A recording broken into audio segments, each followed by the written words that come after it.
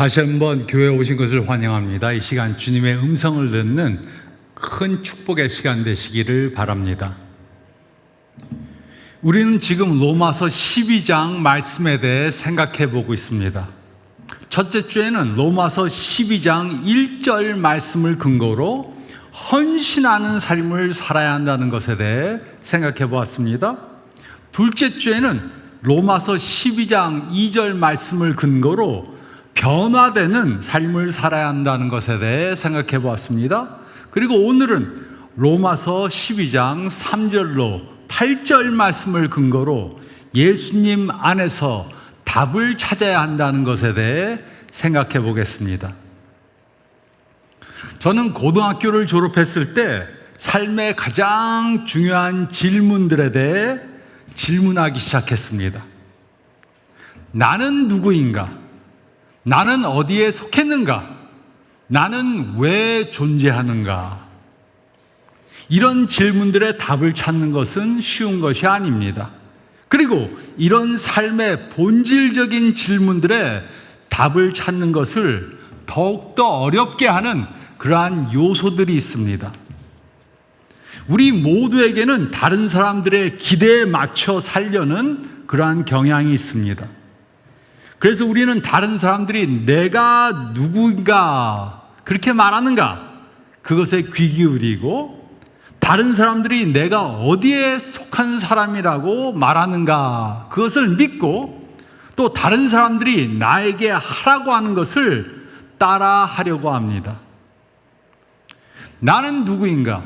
나는 어디에 속했는가? 나는 왜 존재하는가?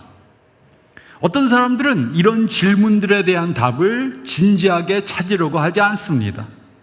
하지만 이런 근본적인 질문들에 대한 답을 모르면 우리는 진정으로 의미 있는 삶을 살 수 없습니다. 저의 가족은 1976년에 시카고로 이민 왔습니다. 그리고 저는 4년 동안 시카고에서 고등학교를 다녔습니다. 그 당시 저는 학교에서 우등생이었고 성적도 좋았습니다. 밴드 활동도 했고 사람들에게 인기도 있었습니다. 또 시카고 한인 고등학생 연합회 회장으로 활동하면서 많은 파티에 참석했습니다. 그러나 친구들과 밤 늦게까지 놀다가 집에 돌아와서 침대에 누우면 저는 마음속에 이런 질문들을 계속해서 했습니다. 나는 누구인가? 저는 상황에 따라 다른 사람처럼 행동하며 살았습니다. 교회에 가면 마치 모범적인 그리스도인 것처럼 행동했습니다. 목사님은 저를 좋아하셨고 저에게 예배 시간에 찬양 인도를 맡기셨습니다. 하지만 밤에 친구들과 어울릴 때는 입에 욕설이 가득했고 완전히 다른 사람처럼 행동했습니다. 사실 그때는 저는 예수님을 구세주로 영접하지도 않았었습니다. 나는 어디에 속했는가? 저는 여러 행사에 초대를 받았고 많은 파티에도 갔지만 제 마음속 깊은 곳에는 참된 소속감이 없었습니다. 그래서 저는 집에 돌아와서 누우면 항상 허전하고 외롭게 느꼈습니다. 특히 저는 미국에 이민을 와서 살면서 완전한 한국 사람도 아니고 완전한 미국 사람도 아닌 애매한 정체성 속에서 이런 갈등을 경험했습니다. 또 나는 왜 존재하는가? 나는 무엇을 전공해야 하는가? 나는 무슨 직업을 택해야 하는가? 저는 전혀 알 수 없었습니다. 여러분은 어떻습니까? 여러분은 자신이 누구인지 확실히 아십니까? 여러분은 자신이 어디에 속했는지 아십니까? 여러분은 단 하나뿐인 인생을 무엇에 투자해야 하는지 아십니까? 만약 우리 마음속에 이런 질문들이 있다면 오늘 말씀이 바로 이 질문들에 대한 답을 해줄 것입니다. 사실 모든 사람들은 의식하던 의식하지 않던 삶 가운데 이 세 가지 근본적인 질문에 대한 답을 찾습니다. 나는 누구인가? 이것은 나의 주체성, 곧 정체성에 대한 질문입니다. 나는 어디에 속했는가? 이것은 나의 소속감에 대한 질문입니다. 나는 왜 존재하는가? 이것은 나의 삶의 목적에 대한 질문입니다. 그리고 중요한 것은 이 세 질문들의 답을 어떻게 하는가에 따라 우리의 삶의 방향이 정해진다는 것입니다. 이 세대의 사람들은 미디어의 영향과 빠른 속도로 변하는 세상의 소음 속에서 이런 근본적인 질문에 대한 답을 찾지 못한 채 삽니다. 그리고 어떤 사람들은 이런 질문에 대해 깊이 생각해 볼 여유도 없습니다. 그 이유는 이런 질문들은 표면적인 사고가 아니라 깊은 성찰을 요구하기 때문입니다. 그리고 이런 성찰은 결국 우리를 하나님에 대해 진지하게 생각하도록 만듭니다. 이런 질문들에 대한 답을 찾기 위해 우리는 하나님 앞에 나아가 내가 누구이며 어디에 속했으며 무엇을 해야 하는지 하나님의 음성을 들어야 합니다. 이것이 오늘 우리가 하고자 하는 것입니다. 우리는 이런 질문들에 대한 답을 로마서 12장 3절로 8절 말씀을 통해 찾을 수 있습니다. 첫째로 3절 말씀을 보면 우리는 우리의 신분을 하나님 안에서 찾아야 합니다. 우리는 우리의 신분을 하나님 안에서 찾아야 합니다. 나는 누구인가? 이것은 나의 신분에 대한 질문입니다. 이 질문은 우리가 자신에 대해 어떻게 생각하는지 말해줍니다. 이 질문에 대한 답은 개인에 따라 다 다를 수 있습니다. 나는 의사, 변호사, 목사, 주부, 회사원, 자영업자, 엔지니어, 컴퓨터 엔지니어입니다. 우리는 대개 자신의 직업이나 사회적 활동하는 그 역할을 통해서 자신이 누구인가 소개하려고 합니다. 하지만 이것은 우리의 직업이 무엇인가 말해줄 뿐 우리가 누구인가에 대한 본질적인 답을 주지는 않습니다. 바울은 나는 누구인가에 대한 답을 말해주었습니다. 3절은 다음과 같이 기록했습니다. 내게 주신 은혜로 말미암아 너희 각 사람에게 말하노니 마땅히 생각할 그 이상의 생각을 품지 말고 오직 하나님께서 각 사람에게 나누어 주신 믿음의 분량대로 지혜롭게 생각하라. 하나님은 우리가 하나님께 받은 은혜들, 특히 각 사람에게 주어진 은사들에 대해 언급했습니다. 그는 모든 사람이 하나님의 은혜를 받았다고 말했습니다. 그러나 바울은 우리가 교만해지지 않기 위해 마땅히 생각할 그 이상의 생각을 품지 말라고 말했습니다. 이것은 자신을 과대평가하지 말라는 것입니다. 우리는 하나님이 주신 믿음의 분량에 따라 최대한 겸손함으로 자신을 지혜롭게 평가해야 합니다. 우리는 우리 자신을 냉정하고 정직하게 판단해야 합니다. 자신이 받은 분량 그 이상으로 자신을 높게 평가하려고 하면 안 됩니다. 그렇다면 자신을 올바로 평가할 수 있는 척도가 무엇입니까? 바울은 여기서 믿음의 분량에 대해 말했습니다.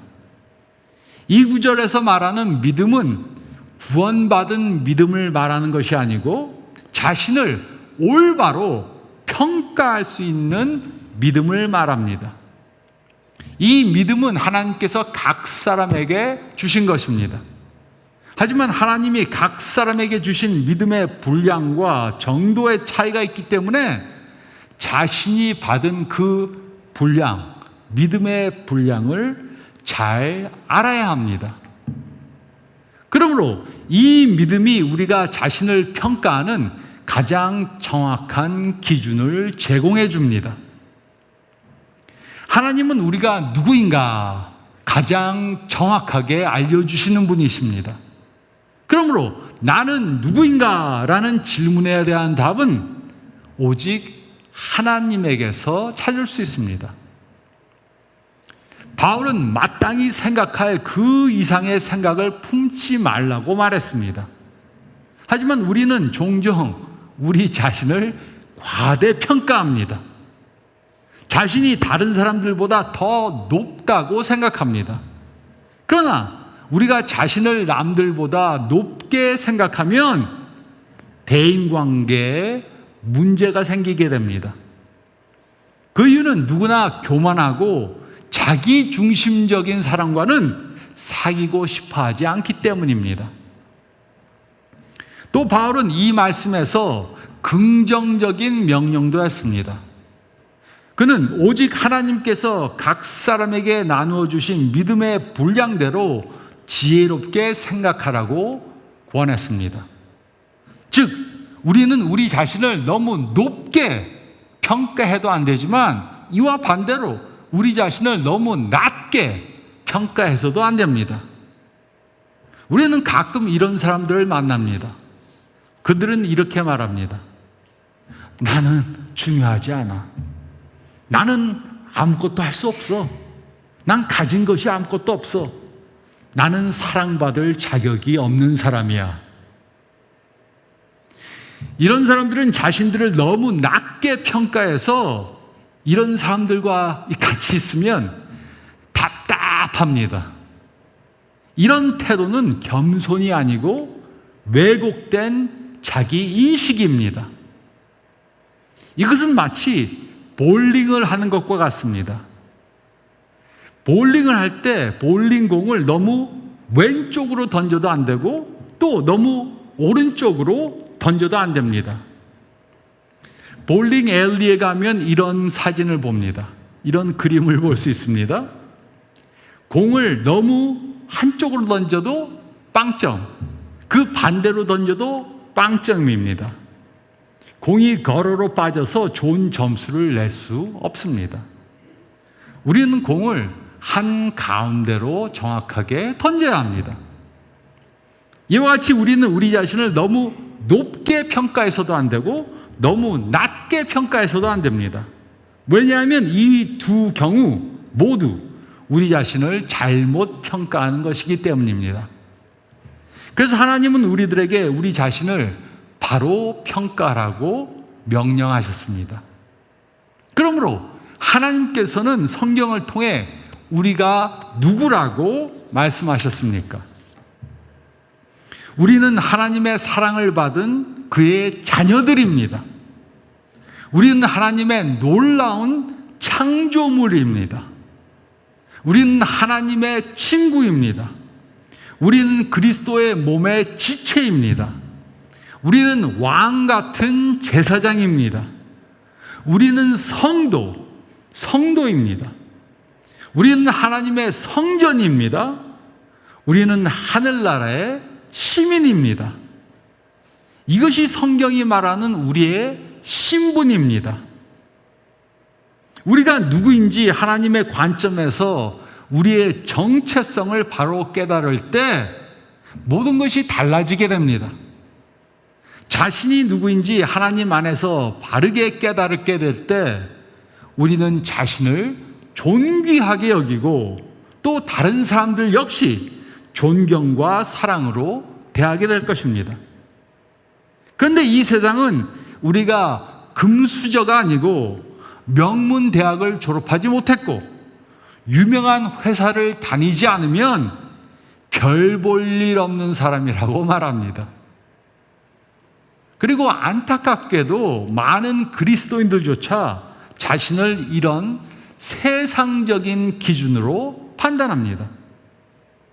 또 우리는 하나님이 우리를 누구라고 말씀하시는지보다 남들이 나를 누구라고 말하는가 거기에 더 신경을 씁니다. 하지만 다른 사람들의 판단은 틀릴 수 있습니다.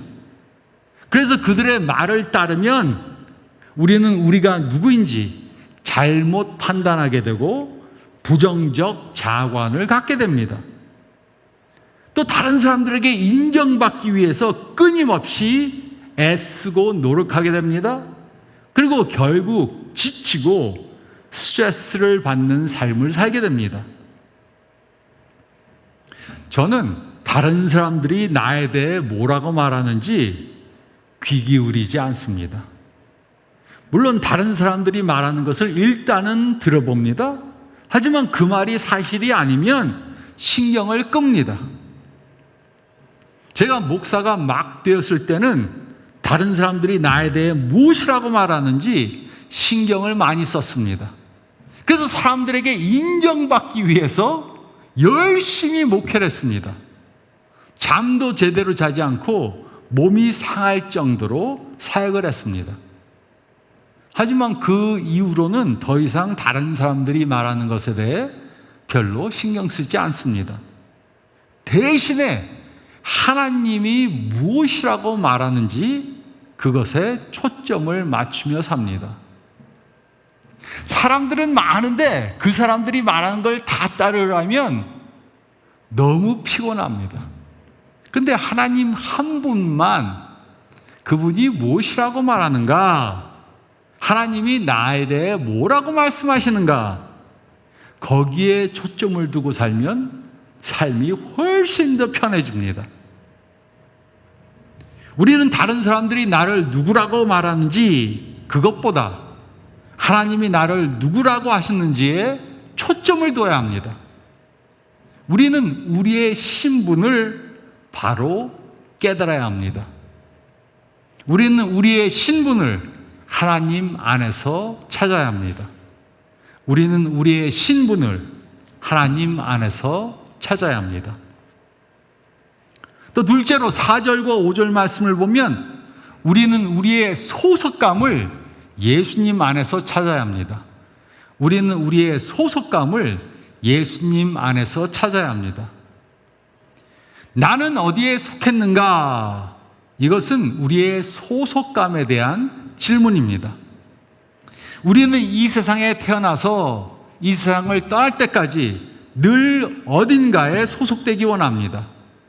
그래서 어떤 사람들은 클럽에 가입하고 동호회의 멤버가 되고 또 문신도 새기고 명품 옷을 사입기도 합니다. 그러면서 자신이 어디에 속했는가에 소속감을 갖길 원합니다. 그래서 어떤 남자들은 자신이 좋아하는 농구나 야구팀의 옷을 사입고 자신이 그 팀에 속한 것 같이 보여주려고 합니다. 또 어떤 여자들은 명품 가방을 사서 들고 다니면서 자신이 속한 위치를 높여보려고 합니다. 우리는 모두 다른 사람들에게 내가 어디에 속해 있는지 확인받기 원합니다.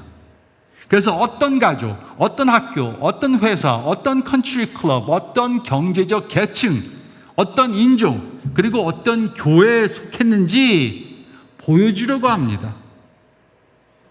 물론 소속감의 필요성은 하나님이 주신 것입니다. 우리는 누구나 가정, 모임, 팀, 교회, 단체에 가입해서 안정감을 갖기 원합니다. 그런데 우리는 어떻게 해야 참된 소속감을 가질 수 있습니까? 4절과 5절은 다음과 같이 기록했습니다. 우리가 한 몸에 많은 지체를 가졌으나 모든 지체가 같은 기능을 가진 것이 아니니 이와 같이 우리 많은 사람이 그리스도 안에서 한 몸이 되어 서로 지체가 되었느니라.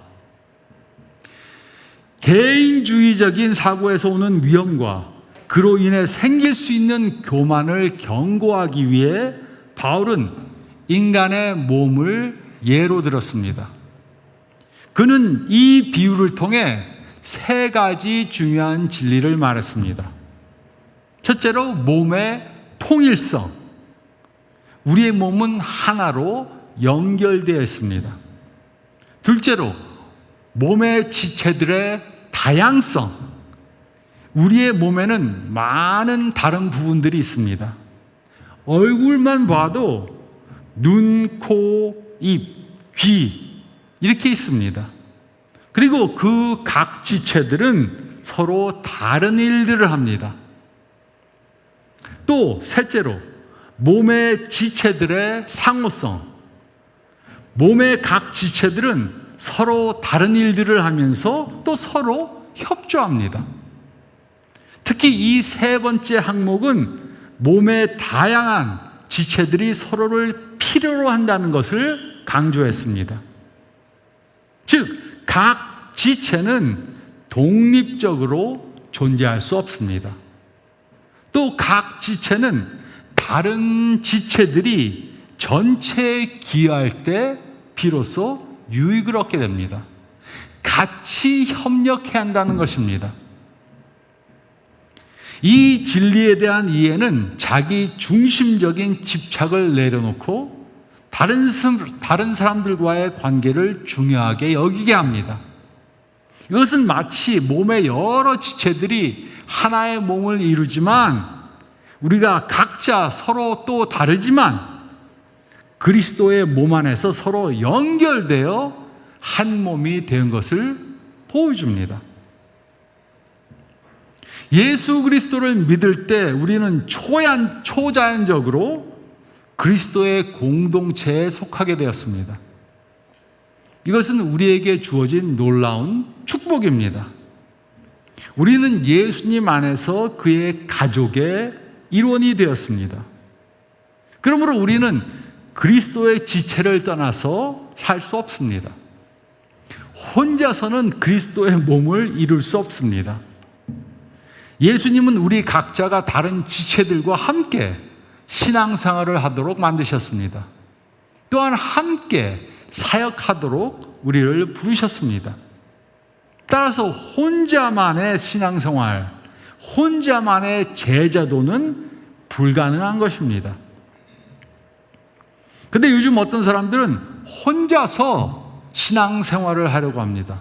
특히 팬데믹 이후로 이런 사람들이 아주 많아졌습니다. 집에서 혼자 인터넷을 통해 설교를 듣습니다. 혼자 기도하고 혼자 성경을 읽고 혼자 예배드립니다. 물론 혼자 기도하고 혼자 성경을 읽고 혼자 하나님께 예배를 드리는 것도 필요합니다.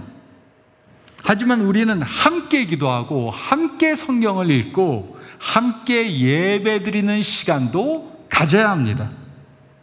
그래야 모든 지체가 하나가 되어서 건강하게 기능할 수 있습니다. 하나님은 우리로 혼자 신앙생활을 하도록 창조하지 않으셨습니다. 하나님은 우리를 그의 가족의 일원으로 삼으셨습니다. 우리는 그 가족 안에서 신앙생활을 해야 합니다. 우리는 예수님께 속했음을 깨달아야 합니다. 진정한 소속감은 오직 예수님 안에서만 찾을 수 있습니다. 물론 다른 클럽이나 모임의 일원이 되는 것도 좋습니다. 하지만 가장 중요한 소속감은 다른 것보다 예수님의 몸의 지체의 일원이 되는 것입니다. 이것이 가장 중요한 소속감을 가질 수 있는 장소입니다. 우리는 우리의 소속감을 예수님 안에서 찾아야 합니다. 우리는 우리의 소속감을 예수님 안에서 찾아야 합니다. 그런데 하나님이 우리를 그의 가족의 일원으로 부르신 이유가 무엇입니까? 하나님이 우리를 그의 가족의 일원으로 부르신 데에는 분명한 이유가 있습니다. 셋째로 6절로 8절 말씀을 보면 우리는 우리의 목적을 예수님 안에서 찾아야 합니다. 우리는 우리의 목적을 예수님 안에서 찾아야 합니다. 나는 왜 존재하는가? 이것은 삶의 목적에 대한 질문입니다. 우리는 어린 시절부터 인생의 마지막 순간까지 이 질문을 합니다. 하지만 나는 왜 존재하는가라는 질문은 단순히 직업에 관한 것이 아니고 삶의 궁극적인 목적에 대한 질문입니다. 하나님은 우리 각자에게 삶의 목적을 주셨고 그 목적을 이루도록 우리를 디자인해 주셨습니다. 그러므로 짧은 인생을 사는 동안 우리는 하나님이 주신 목적을 찾아야 합니다. 6절로 8절은 다음과 같이 기록했습니다. 우리에게 주신 은혜대로 받은 은사가 각각 다르니 혹 예언이면 믿음의 분수대로, 혹 섬기는 일이면 섬기는 일로, 혹 가르치는 자면 가르치는 일로, 혹 위로하는 자면 위로하는 일로, 구제하는 자는 성실함으로, 다스리는 자는 부지런함으로, 긍휼을 베푸는 자는 즐거움으로 할 것이니라. 바울은 우리가 태어날 때 받은 재능에 대해 말한 것이 아니고 예수님을 믿을 때 받은 성령의 은사에 대해 말했습니다. 모든 그리스도인들은 성령의 은사를 받았습니다. 하지만 그 은사는 사람마다 다 다릅니다. 그리고 이 은사의 다양성은 그리스도의 몸된 공동체 안에서 사역에 참여하는 관점에서 이해되어야 합니다. 바울은 이 본문에서 다양한 은사들에 대해 말했지만 모든 은사의 목록을 전부 다 기록한 것은 아닙니다. 그는 은사의 종류보다 각자가 받은 은사를 어떻게 사용해야 하는가 거기에 더 초점을 두었습니다. 또 바울은 여기서 각 은사에 대해 구체적인 정의를 내리지 않았습니다. 하지만 그는 예언의 은사, 섬기는 은사, 가르치는 은사, 위로하는 은사, 구제하는 은사, 다스리는 은사, 또 긍휼의 은사에 대해 언급했습니다. 바울은 우리 한 사람 한 사람이 전부 다 하나님의 특별한 사명을 받았음을 말했습니다. 그리고 그는 우리가 하나님께 받은 그 사명을 찾기 위해 무엇을 해야 하는지 기록했습니다. 그는 하나님이 각 사람에게 그의 은혜를 따라 다양한 은사들을 주셨다고 말했습니다. 그래서 우리는 그 받은 은사들을 사용해서 하나님이 예비하신 목적을 이루어가야 한다고 말했습니다. 그러므로 우리는 무엇을 해야 합니까? 우리가 받은 사명이 무엇입니까? 이 질문에 답하기 위해 우리는 받은 은사가 무엇인지 찾아야 합니다. 그리고 그 은사를 그리스도의 몸 안에서 사용해야 합니다. 하나님은 그의 자녀 한 사람 한 사람에게 다른 사람들을 세우기 위한 은사를 주셨습니다. 그러므로 우리가 받은 은사가 무엇인가? 그것을 찾으면 하나님이 우리를 부르신 목적을 깨달을 수 있습니다. 그러므로 성령의 은사가 무엇입니까? 성령의 은사가 무엇입니까? 성령의 은사는 모든 사람들에게 하나님의 은혜와 목적을 따라 성령님께서 그리스도의 몸을 세우기 위해 주신 특별한 능력입니다. 다시 한번, 성령의 은사는 모든 믿는 사람들에게 하나님의 은혜와 목적을 따라 성령님께서 그리스도의 몸을 세우기 위해 주신 특별한 능력입니다. 성령의 은사는 타고난 재능과 다릅니다. 물론 성령의 은사와 타고난 재능이 비슷한 것도 있습니다. 그러나 재능은 우리가 태어날 때 갖고 태어난 것입니다. 음악적인 재능, 미술적인 재능, 노래를 잘하는 재능, 손으로 무엇인가 만들 수 있는 재능. 이와 달리 성령의 은사는 우리가 영적으로 거듭날 때 하나님이 초자연적으로 주시는 것입니다. 그리고 모든 그리스도인들은 적어도 하나 이상의 성령의 은사를 가졌습니다. 그러므로 우리는 받은 은사가 무엇인지 찾아야 합니다. 그 은사를 발견하고 사용하는 것은 각자의 책임이고 의무입니다. 그리고 우리가 받은 은사가 무엇인지 찾으면 하나님이 우리들에게 주신 목적이 무엇인가, 삶의 목적도 알 수 있게 됩니다. 그 이유는 하나님은 분명한 목적을 갖고 우리를 창조하셨고 그 목적을 이루도록 각자에게 가장 적합한 은사들을 주셨기 때문입니다. 그리고 하나님이 주신 그 목적을 찾기 전까지 우리는 계속해서 나는 왜 존재하는가 질문하게 될 것입니다. 저는 예수님을 영접하고 하나님이 저에게 주신 은사가 무엇인지 알았습니다. 하나님은 저에게 리더의 은사를 주셨고 가르치는 은사를 주셨고 또 행정의 은사를 주셨습니다.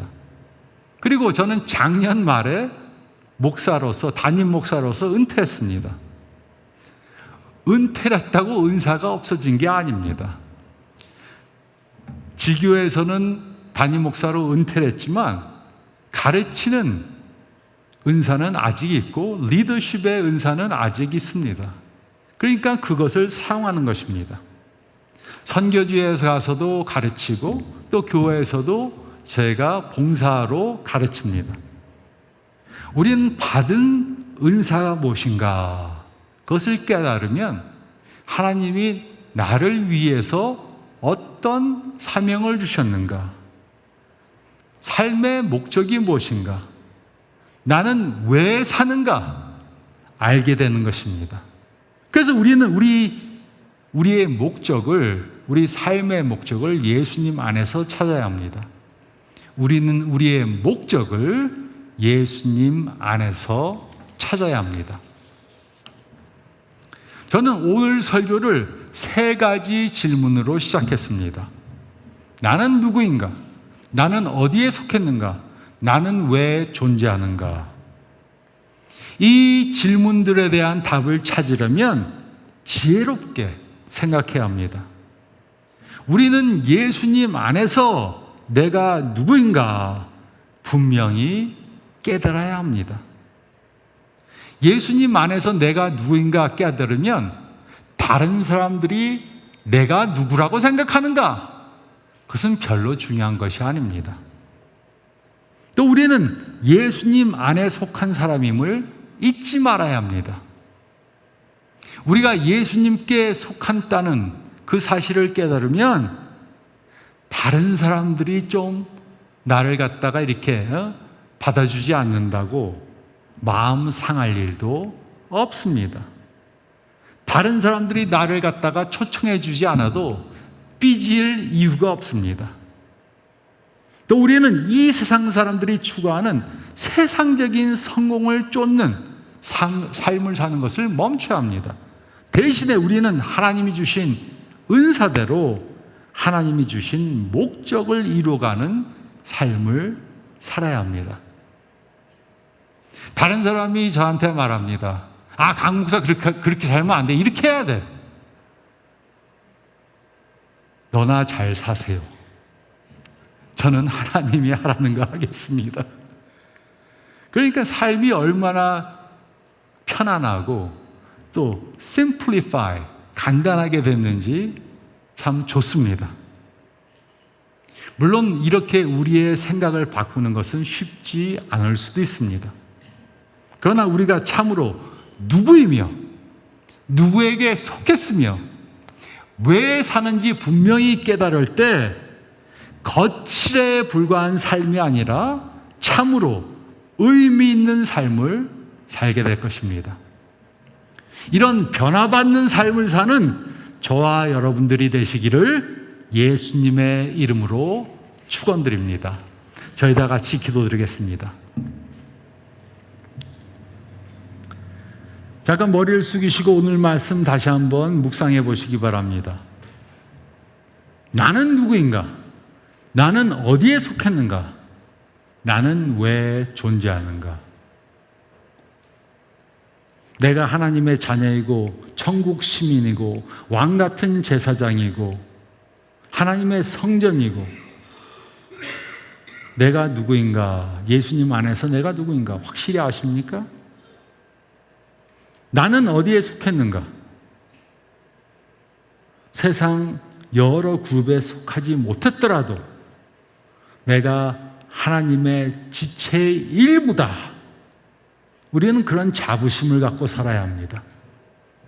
남이 안 껴준다고 삐질 필요가 없습니다. 나는 왜 존재하는가? 삶의 목적을 모르면 이 세상을 헛되게 살 수 있습니다. 하나뿐인 인생을 낭비할 수 있습니다. 이번 주 동안 기도하면서 하나님이 나에게 주신 은사가 무엇이고 그 은사로 나로 하여금 무슨 일을 하도록 부르셨는가? 기도하면서 삶의 목적을 찾아 사는 각자가 되기 위해서 노력하고 기도하고 생각하시기 바랍니다. 그리고 이렇게 하나님 안에서 변화된 삶을 살게 해주세요. 간절히 기도하면서 한 주간 사시기 바랍니다. 제가 기도하겠습니다. 주님 감사합니다. 오늘 이곳으로 저희를 불러주시고 다시 한번 주님의 말씀을 따라 내가 누구인가 깨닫고 내가 어디에 속했는가 깨닫고 내가 왜 존재하는가 생각하는 시간을 주심을 감사드립니다.